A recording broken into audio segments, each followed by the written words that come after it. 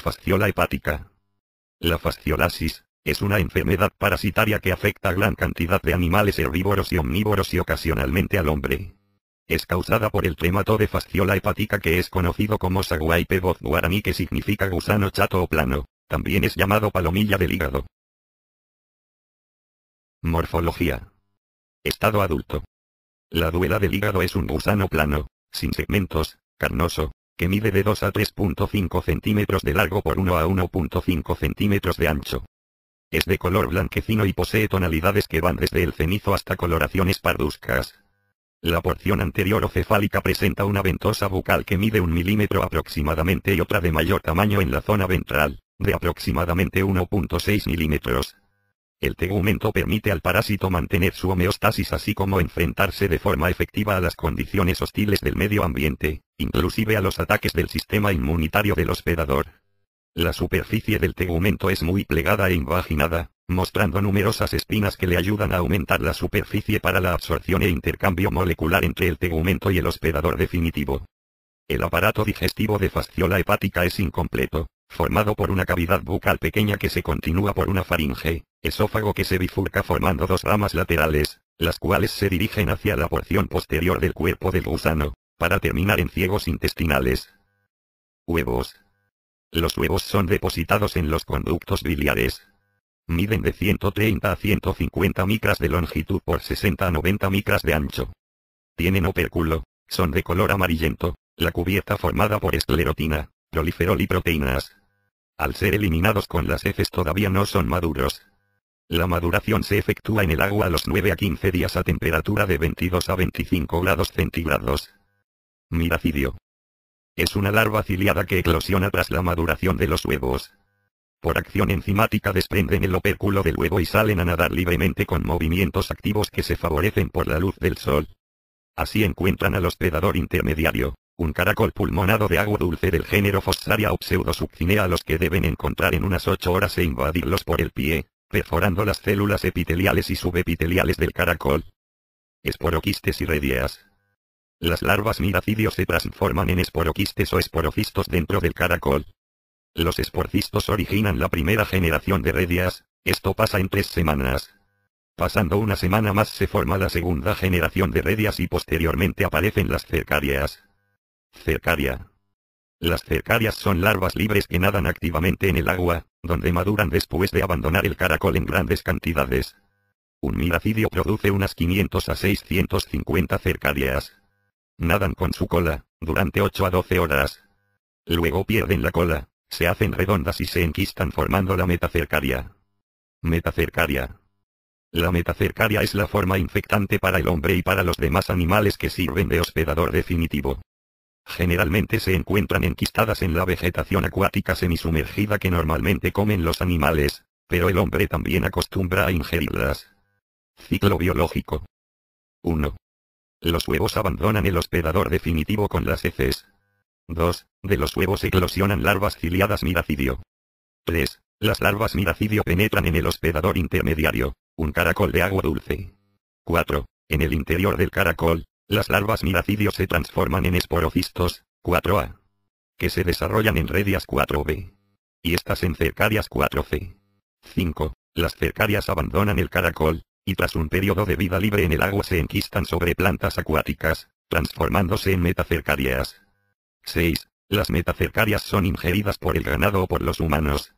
7. Los hospedadores definitivos se desenquistan en el duodeno. 8. Del duodeno pasan a los conductos biliares, donde originan los adultos que producirán huevos que abandonarán el hospedador y cerrarán el ciclo. Epidemiología. En un área determinada, para que se establezca la enfermedad, es necesaria la coincidencia del huésped intermediario y del definitivo, con temperaturas mayores de 10 grados centígrados y humedad adecuadas para el desarrollo del miracidio y de los estadios larvales en el caracol. En el sur patagónico, el invierno actúa como barrera ambiental en el desarrollo del ciclo de Fasciola hepática. Sin embargo, en el norte patagónico, el invierno actúa como etapa de almacenamiento de estadios evolutivos como huevos, esporocistos y redias, o infestantes como metacercarias. Por otro lado, en el verano el aumento de temperatura que acelera el ciclo, trae aparejado un incremento de la evapotranspiración que produce una alta mortandad de distintos estadios del ciclo parasitario, siendo las precipitaciones las determinantes de la presentación de la enfermedad. Patogenia. Se distinguen dos periodos en la fasciolosis. Inicial o de invasión. Comprende desde el momento de la ingestión de las metacercarias, hasta el establecimiento de los parásitos juveniles en los conductos biliares. Producen inflamación del peritoneo con exudado serohemático. La cápsula de Gleason presenta engrosamiento e infiltrado leucocitario debido principalmente a eosinófilos. El hígado aumenta de tamaño, con presencia de microabscesos y necrosis. Se presenta fiebre elevada irregular. Dolor en hipocondrio derecho de intensidad variable. Hepatomegalia dolorosa debido a la inflamación del parénquima. Urticaria. En sangre se presenta hasta el 80% de leucocitosis con eosinofilia. Hay hipergammaglobulinemia. El segundo periodo de estado abarca desde que los distomas juveniles alcanzan la madurez sexual y permanecen en la luz de los conductos biliares hasta su muerte. Los conductos biliares se dilatan y esclerosan, con reacción inflamatoria crónica en la periferia de los conductos. Cuando el número de parásitos es grande hay atrofia del parénquima hepático por compresión y cirrosis periportal.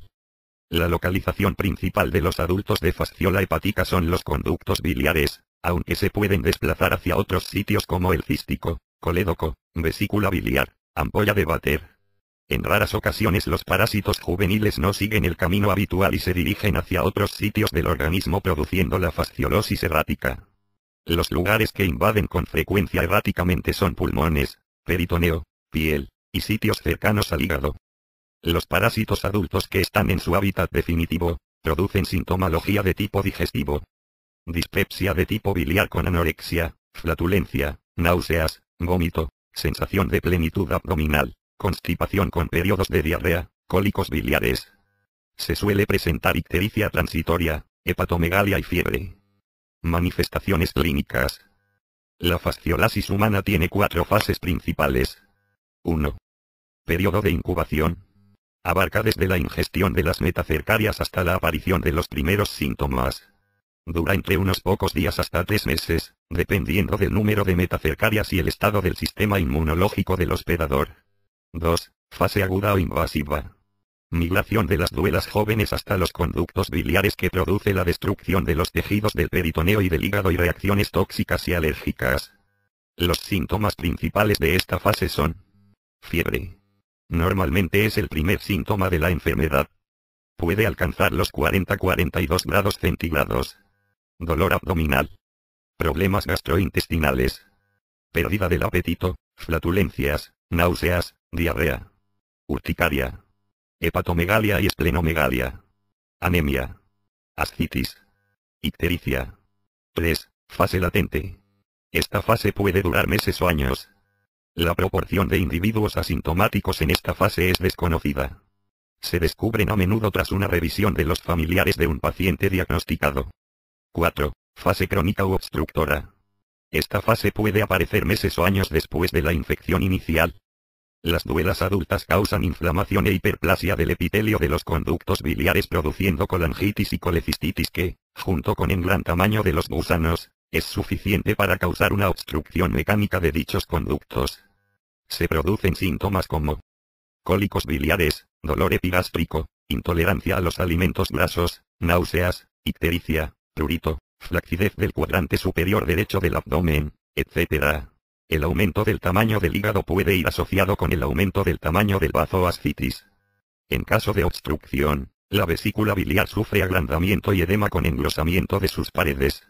Es frecuente su adhesión fibrosa con órganos adyacentes. A menudo se produce litiasis de los conductos biliares o de la propia vesícula biliar. Diagnóstico. Se realiza mediante el hallazgo casual de parásitos adultos en vías biliares durante el acto quirúrgico. O por demostración de huevos del parásito en materias fecales. Tratamiento. El antihelmíntico apropiado por su eficacia y seguridad es el triclavendazol. También se puede usar la nitazoxanida así como el vitionol. Profilaxis. La destrucción de caracoles huéspedes intermediarios evita la realización del ciclo biológico del parásito, aunque esta medida es de meditarse porque el uso de sustancias químicas como el sulfato de cobre para eliminar estos caracoles puede afectar la ecología de ríos y acequias donde viven y ser contraproducente. El cultivo de berros para el consumo humano en aguas libres de caracoles y el consumo de los berros cocinados y no crudos son muy buenas formas profilácticas. Técnicas de laboratorio. El diagnóstico de la fascioliasis en humanos se realiza examinando las deposiciones en busca de huevos del parásito, así como mediante las pruebas ELISA y Western blot. Para completar el diagnóstico se realizan exámenes bioquímicos y hematológicos del suero. Eosinofilia, aumento de las enzimas del hígado, así como ultrasonografías y RTG de la cavidad abdominal, biopsia del hígado y punción de la vesícula biliar. La falsa fascioliasis es la presencia de huevos en las heces como resultado de la ingestión reciente de hígado contaminado con huevos. Esta situación, que es una causa de falso diagnóstico positivo, puede evitarse sometiendo al paciente a una dieta libre de hígado durante varios días antes de repetir el examen fecal.